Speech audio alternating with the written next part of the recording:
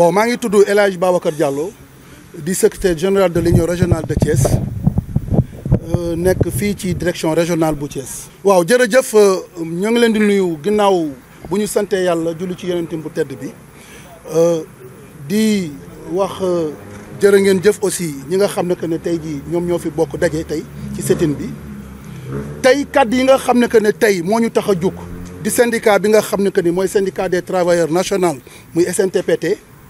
tey ñu ñëw doon ñaxtu ci li nga xam ne que ne tey jii dal nañu ñun travailleurs yi ndaxte boobu ba léegi ñu ngi toog di xool di xayma ci li nga xam ne que ne tey mooy ñi nga xam ne ñoom ñoo ñu war a jàppale ci wàllum li nga xam ne moom la ñuy ñaxtu. li ñuy ñaxtu nag lu tax ñu di ko ñaxtu dañoo toog ba démb ba le 15 tey travailleurs yi nga xam ne que ni ñoom ñooy les postiers au niveau national.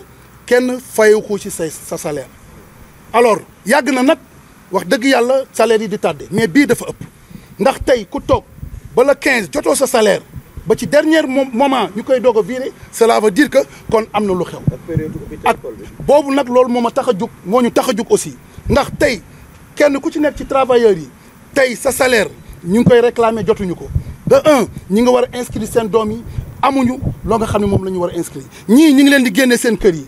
ñii seen loi yi aussi la même chose ñu leen ci ay jafe-jafe beneen bi ci des mooy li ak gën a am importance mooy que ni même seen dundum wàllum kër sax fi mu toll nii jafe na leen fi mu toll nii te loolu wax dëgg yàlla ñu ngi koy ñaxtu sonn nañ ci te wax dëgg yàlla maar nañ ci aussi donc ci loolu lañ ñëwee di ñaxtu te loolu au niveau national la tey lii ñuy def nii tey jii fii ci fi nga xam ne mooy direction régionale bu Thiès tey jii ñu ngi koy def au niveau national tey union régionale yëpp li may def nii tey jii ñoom ñëpp ñu ngi koy def tey di ñaxtu li nga xam ne tey moo ñu dal moo leen dal moo wokk ñëpp aussi waaw fekk nañ ko ci situation ñoom xam nañu li nga xam ne tey moom mooy dox ci poste ndax poste foog naa ni patrimoine sénégalais yi la donc tey bu fekkoon ni tey pour jàppale leen la woon kon waroon nañ ko mën a def depuis ndax li fi nekkoon tey mën nañu jàpp ni ba léegi tey jii moom moo fi nekk ba léegi te loolu aussi wax dëgg yàlla ñu koy ñaxtu ndax am na ci loo xam ne tey jii par exemple lu mel ni tey courrier yi tey bu fekkoon ni tey jox nañ ko poste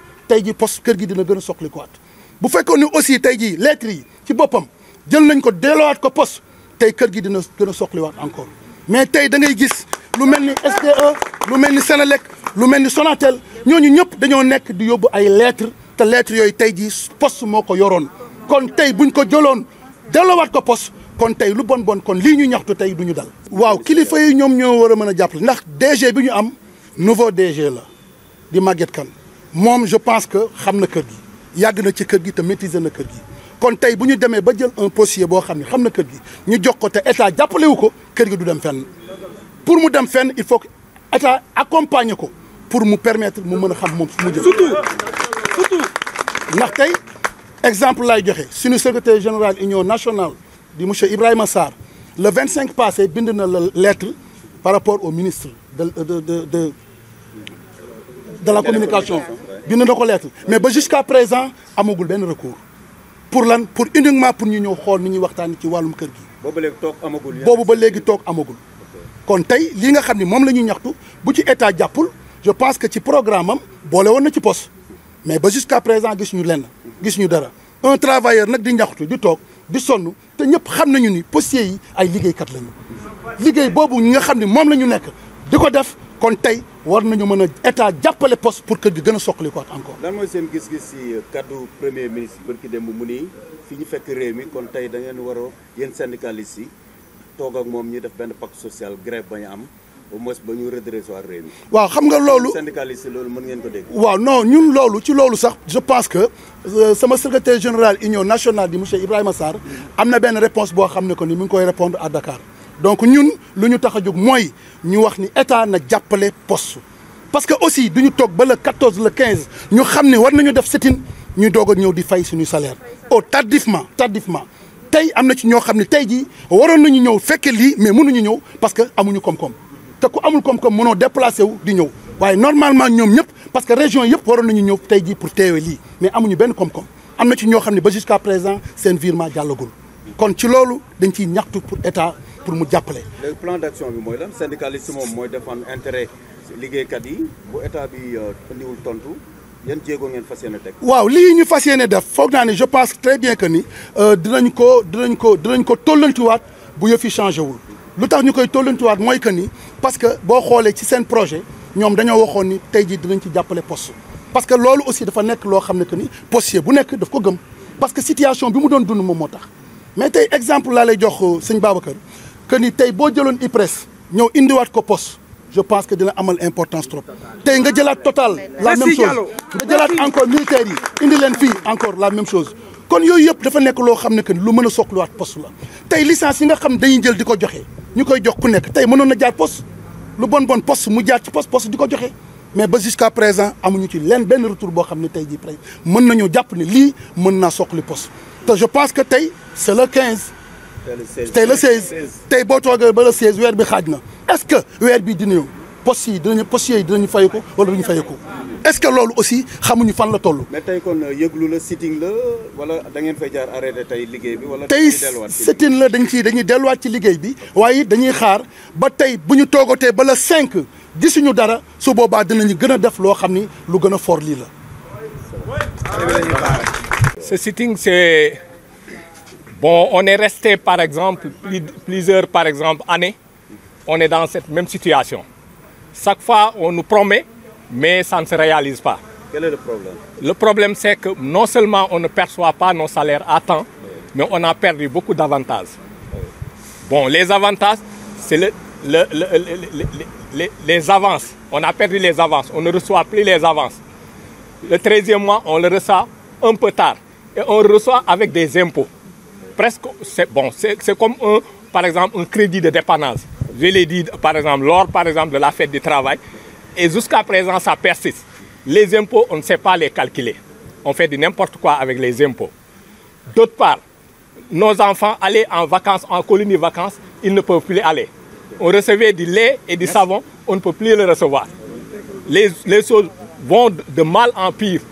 On ne reçoit plus d'avantages actuellement. C'est ça? C'est avec l'avènement du nouveau régime ou bien? Non, c'est avant le nouveau régime. Okay. Ben, lorsque le régime est venu, vraiment, bon, le ministre est venu, par exemple, rendre compte, est venu, par exemple, rendre visite à la direction générale avec son staff. Okay. Bon, il nous avait promis. Mais jusqu'à présent, on n'a rien vu. Et ça va de mal en pire. Donc, il paraît que pour ce qui est des salaires, vous êtes resté jusqu'au 15 hier. Nous restons jusqu'au 15, voire même le 16, pour ne pas percevoir le salaire. Ouais. Okay. Jusqu'à présent, il y a des gens qui n'ont pas perçu le salaire. Okay. Par exemple, c'est les banques qui perçoivent. Mais s'il s'agit par exemple des CCP, ils n'ont pas encore perçu leur salaire. Et on n'a pas encore reçu d'avance parce qu'on pensait qu'on va nous donner des avances. Parce qu'avec par exemple l'ouverture des classes, normalement on devait avoir des avances pour compléter nos quilles. Parce qu'on a perdu beaucoup d'avantages dans nos salaires actuellement. Il n'y a plus d'avantages. On ne perçoit que le salaire exact. Il y a des gens qui actuellement qui sont en train de tirer le diable par la queue pour faire leurs dépenses et pour payer même leur location. Même il y a des gens qui sont menacés dans leur location. Où en êtes-vous avec le plan de relance? On pensait qu'avec un postier à la tête de la poste, Maguette Kane quand même, après 24 ans dans cette boîte, on pensait que peut-être il ferait l'affaire. Vous ne pensez pas? Bon, il vient d'arriver. Maguette Kane, il vient d'arriver. C'est un produit de la poste, c'est un homme de sérail. Il connaît très bien la poste. Il a occupé pas mal de responsabilités à la poste. Bon, lorsqu'il est venu, bon, il est en train de, par exemple, réorganiser la poste parce qu'à un moment donné, la poste était désorganisée par le directeur précédent. Donc, il avait mis un CSP, Centre des services postaux. Lorsqu'il est venu, en tout cas, il a remis la poste à son état initial, c'est-à-dire les DRP. Il a ramené les DRP sur place. Maintenant, vous attendez l'accompagnement de l'État? Mais bien sûr, parce qu'actuellement, on est payé par les impôts. Hein. La poste ne paye plus, par exemple, ses agents. C'est les impôts qui payent, par exemple, la poste. Comment dire, je m'excuse du terme, le trésor qui paye la poste. Actuellement, si le trésor n'a pas de liquide, on est obligé d'attendre. Donc voilà la situation. Et par rapport au plan social, qu'est-ce que vous en dites? Voilà, le plan social était déroulé lors de la direction précédente. On avait discuté, par exemple, on ne nous avait pas associés. Mais lorsque, par exemple, le syndicat s'est levé, finalement, on nous a associés. C'est le protocole tripartite. Et finalement, on a décidé que si, par exemple, il y a des gens qui doivent partir, par exemple, à la retraite peut-être, il y a des gens qui veulent partir, il y a des gens qu'on n'a pas besoin d'eux, ils sont obligés de partir. Mais on avait déjà mis le plan social, mais il n'était pas encore validé par le gouvernement précédent. Actuellement, on est en train de voir comment faire pour le valider. Parce qu'actuellement, la Poste souffre non seulement, par exemple, de trésorerie, actuellement, mais actuellement, il n'y a plus de logistique. Parce qu'actuellement, quand tu vois très bien, avec par exemple le Jotnasi, qui est notre produit phare, avec le courrier, on a des problèmes de carburant, on a un problème de logistique pour en tout cas transporter par exemple ces produits. La concurrence déloyale aussi, ça fait vraiment un grand problème pour la Poste. On est concurrencé un peu partout. On est concurrencé jusqu'à nos propres produits. Vous avez la solution, mais vous attendez d'être reçu par le ministre, votre tutelle. Mais bien sûr, bien sûr. Bon, en tout cas, le syndicat, par exemple, le secrétaire général du syndicat, du secteur, comment on l'appelle, du comité sectoriel, M. Ibrahim Sarr, est en train de faire le tout, en tout cas pour régler le problème. Je crois que notre camarade l'a dit, notre camarade secrétaire général, il l'a dit. Je crois qu'il avait écrit une lettre au ministre, mais jusqu'à présent, il n'a pas eu gain de cause. Okay. Voilà. Et aujourd'hui, c'est un avertissement, la suite du plan d'action. Voilà, c'est un avertissement. Et puis, on va continuer. Si ça ne s'arrête pas ou on n'a pas trouvé de solution, on est obligé de le faire. Même s'il s'agit de le faire une semaine par mois, on va le faire.